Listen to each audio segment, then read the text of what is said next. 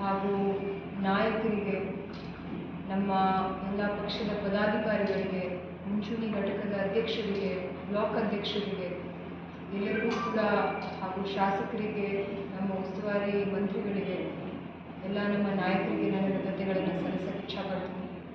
ಈ ಒಂದು ಚುನಾವಣೆಯಲ್ಲಿ ನನಗೆ ಬಹಳ ಶಕ್ತಿ ತುಂಬಿ ಪಕ್ಷದ ಒಂದು ಸಂಘಟನೆಯಲ್ಲಿ ನಾವೆಲ್ಲರೂ ತೊಡಗಿ ಈ ಚುನಾವಣೆಯಲ್ಲಿ ಬಹಳ ಧೈರ್ಯದಿಂದ ನಮ್ಮ ಎಲ್ಲ ಕಾರ್ಯಕರ್ತರು ಬಹಳ ಒಳ್ಳೆಯ ಕೆಲಸ ಮಾಡಿದ್ದಾರೆ.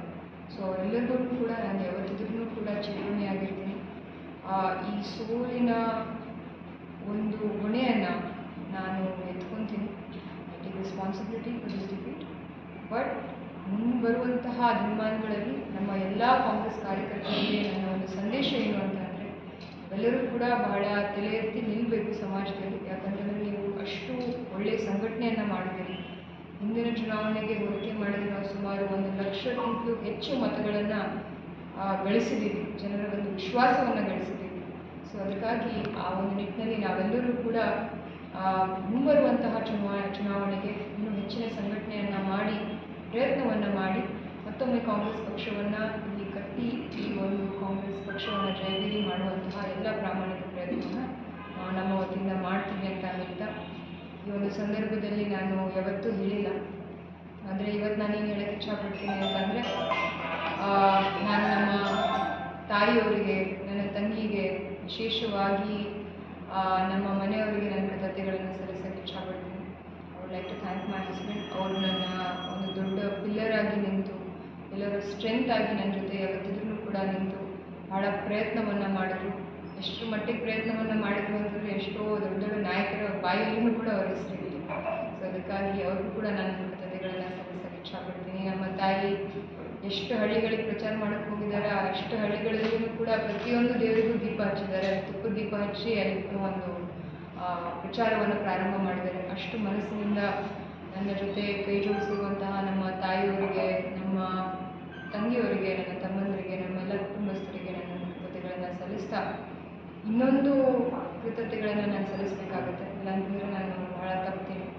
ಅದೇನು ಅಂತ ಅಂದರೆ, ಬಿಜಾಪುರ ಜಿಲ್ಲೆಯಲ್ಲಿರುವಂತಹ ನಮ್ಮ ಎಲ್ಲ ಕಾಂಗ್ರೆಸ್ ಕಾರ್ಯಕರ್ತರಿಗೆ, ಹಲವಾರು ಕಾರ್ಯಕರ್ತರು ಇಲ್ಲಿ ಬಂದು ಕೆಲವೊಬ್ಬರು ಫೋನ್ಗಳ ಮುಖಾಂತರ ಇರುವಂತಹ ತಮ್ಮ ಸಂಬಂಧಿಕರಿಗಾಗಿರ್ಬೋದು ಎಲ್ಲರಿಗೂ ಕೂಡ ಕಾಂಗ್ರೆಸ್ ಪಕ್ಷದ ಪರ ನೀವೆಲ್ಲರೂ ನಿಲ್ಲಬೇಕು ಅನ್ನುವಂತಹ ಒಂದು ಮಾತನ್ನು ಹೇಳಿದರು.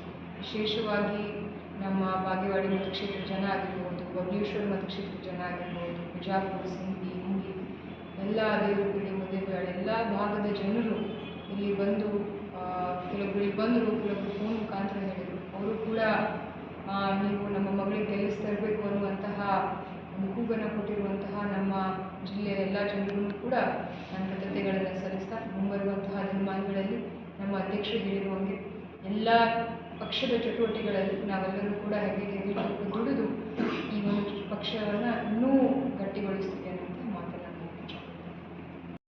ನಿಭಾಯಿಸಿದ್ದೀವಿ. ನಿಮ್ಮ ಒಂದು ಸ್ಪಷ್ಟ ಒಪಿನಿಯನ್ಸನ್ನು ನಾನು ಕೊಟ್ಟಿದ್ದೀನಿ. ಸೊ ಅದಕ್ಕೂ ಕೂಡ ನನಗೂ ಕೂಡ ನನ್ನ ಕೃತಜ್ಞತೆಗಳನ್ನು ಈ ಒಂದು ಸೋಲಿನ ಕಾರಣ ಏನು ಅಂತ ನಾವಿನ್ನೂ ಚಿಂತನೆ ಮಂಥನವನ್ನು ಮಾಡಬೇಕು. ಆದರೆ ನಾವು ನಮ್ಮ ಪಕ್ಷದ ಕಾರ್ಯಕರ್ತರಾಗಿರಲಿ, ನಾಯಕರಾಗಿರಲಿ, ನಮ್ಮ ಸಂಘಟನೆಯನ್ನು ಬಹಳ ಪ್ರಾಮಾಣಿಕವಾಗಿ ನಾವೆಲ್ಲರೂ ಕೂಡ ನಿರ್ವಹಿಸಿದ್ವಿ. ಇಲ್ಲಿ ಮೇ ಬಿ ನಾವು ಜನರಿಗೆ ಅದನ್ನು ಕನ್ವೆ ಮಾಡೋದ್ರಲ್ಲಿ ಸ್ವಲ್ಪ ಏನಾದರೂ ಒಂದು ಕೊರತೆ ಇರ್ಬೋದು, ಬೇರೆ ಬೇರೆ ಕೊರತೆಗಳಿರ್ಬೋದು. ಅದು ನಮ್ಮ ಎಲ್ಲ ಪಕ್ಷದ ನಾಯಕರು ಕೂಡಿ ಒಂದು ಸಮಾಲೋಚನೆಯನ್ನು ಮಾಡಿ ಅದ್ರ ಬಗ್ಗೆ ನಾವು ಚರ್ಚೆ ಮಾಡ್ತೀವಿ. ಎಲ್ಲ ಶಾಸಕರು ಮತ್ತು ಸಚಿವರು ಇದ್ರು ಸರ್. ಇಲ್ಲಿಯ ನಡು ಮತಕ್ಷೇತ್ರ ಬಿಟ್ಟು ಎಲ್ಲ ಮತಕ್ಷೇತ್ರದಲ್ಲೂ ಬಿಜೆಪಿ ಸರ್ ಹೌದು, ಆದರೆ ಐ ಫೀಲ್ ಲೈಕ್ ಅದಕ್ಕೆ ಹಲವಾರು ಕಾರಣಗಳಿರ್ಬೋದು.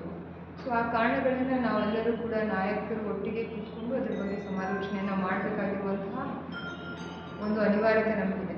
ಸೊ ಆ ಒಂದು ಅನಿವಾರ್ಯತೆಯ ಪ್ರಕಾರ ನಾವೆಲ್ಲರೂ ಕೂಡ ಮುಂಬರುವಂತಹ ದಿನಮಾನಗಳಲ್ಲಿ ಎಲ್ಲ ಶಾಸಕರಾಗಿರ್ಬೋದು, ಸಚಿವರಾಗಿರ್ಬೋದು, ಎಲ್ಲರೂ ಕೂಡಿ ಒಂದು ಸರಿ ಸಮಾಲೋಚನೆಯನ್ನು ಮಾಡಿ ಅದರ ಪೂರ್ಣ ಒಂದು ಅರ್ಥವನ್ನು ತಿಳ್ಕೊಳ್ಳಿಕ್ಕೆ ನಾವು ಪ್ರಯತ್ನ ಮಾಡ್ತೀವಿ. ಒಗ್ಗಟ್ಟಿನ ಕೊರತೆ ಅಥವಾ ವಿಧಾನಸಭೆ ಚುನಾವಣೆನೇ ತಮ್ಮದು ಬೇರೆ ಮಾಡೋದು, ಲೋಕಸಭೆ ಚುನಾವಣೆನೇ ಬೇರೆ ಮಾಡೋ ಕಾರಣಕ್ಕೆ ಸತತ 5 ಬೇರೆ ಸೋಲ್ಕೊಂಡಿದೆ. ನನಗೆ ಹಂಗೆ ಅನಿಸಲ್ಲ ಸರ್. ನನಗೆ ಅನಿಸೋ ಮಟ್ಟಿಗೆ ಎಲ್ಲ ನಮ್ಮ ಶಾಸಕರು ಅಥವಾ ನಾಯಕರಾಗಿರ್ಬೋದು ಎಲ್ಲರೂ ಬಹಳ ಒಗ್ಗಟ್ಟಿನಿಂದ ಒಂದು ಈ ಚುನಾವಣೆಯನ್ನು ಎದುರಿಸಿದ್ವಿ.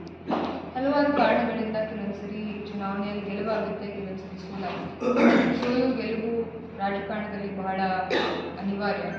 ಸೊ ಅದಕ್ಕಾಗಿ ಆ ಒಂದು ಸೋಲನ್ನು ನಾವು ಸ್ವೀಕಾರವನ್ನು ಮಾಡಿ ನಮ್ಮಿಂದ ಏನು ತಪ್ಪಾಗಿದೆ ಅದನ್ನು ನಾವು ಒಂದ್ಸತಿ ಪರಿಶೀಲಿಸಿ ಆಮೇಲೆ ನಾವು ಕೆಲಸ ಮಾಡುವಂತಹ ಪ್ರಾಮಾಣಿಕ ಪ್ರಯತ್ನವನ್ನು ನಾವು ಮಾಡ್ತೀವಿ. ಏನಂಗೆ ಅನಿಸಲ್ಲ, ಏನೇ ಇದ್ರೂ ಕೂಡ ನಮ್ಮ ಪಕ್ಷದ ಎಲ್ಲ ನಾಯಕರು ಕೂಡಿ ಅದ್ರ ಬಗ್ಗೆ ಸಮಾಲೋಚನೆಯನ್ನು ಮಾಡ್ತಾರೆ. ಅದು ನನ್ನ ಒಂದು ವೈಯಕ್ತಿಕ ಅಭಿಪ್ರಾಯ ಪ್ರಕಾರ ಆ ರೀತಿ ಯಾವುದೇ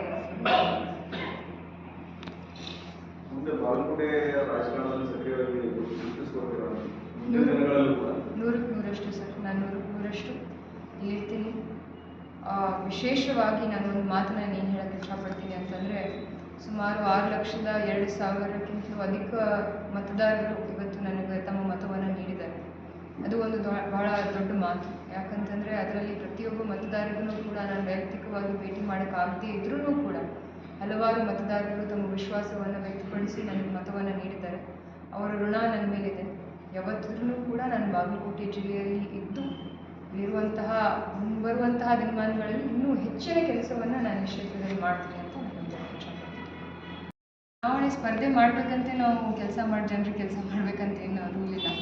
ನಾನು ನಮ್ಮ ಫೌಂಡೇಶನ್ ಸ್ಪರ್ಶ ಫೌಂಡೇಶನ್ ಅಂತ, ಆ ಫೌಂಡೇಶನ್ನ ಮೂಲಕ ನಾನು ಹಲವಾರು ಮಹಿಳೆಯರ ಜೊತೆ ಬಿಜಾಪುರ ಜಿಲ್ಲೆಯಲ್ಲಿ ಈಗಾಗಲೇ ಕೆಲಸ ಮಾಡಿದ್ದೀನಿ. ಸುಮಾರು 1,80,000 ಮಹಿಳೆಯರ ಜೊತೆ ನಾನು ಕೆಲಸ ಮಾಡಿದ್ದೀನಿ. ಇಲ್ಲಿನೂ ಕೂಡ ನಮ್ಮ ಫೌಂಡೇಶನನ್ನು ಸ್ಥಾಪನೆಯನ್ನು ಮಾಡಿ ಅದರ ಜೊತೆಯಾಗಿ ಹಲವಾರು ನಮ್ಮ ಪಕ್ಷದ ಚಟುವಟಿಕೆಗಳಲ್ಲಿ ನಾವು ಭಾಗವಹಿಸಿ ಸಾರ್ವಜನಿಕ ಒಂದು ಹಿತದೃಷ್ಟಿಯಿಂದ ನಾನು ನಿರಂತರವಾಗಿ ಕೆಲಸ ಮಾಡ್ತೀನಿ.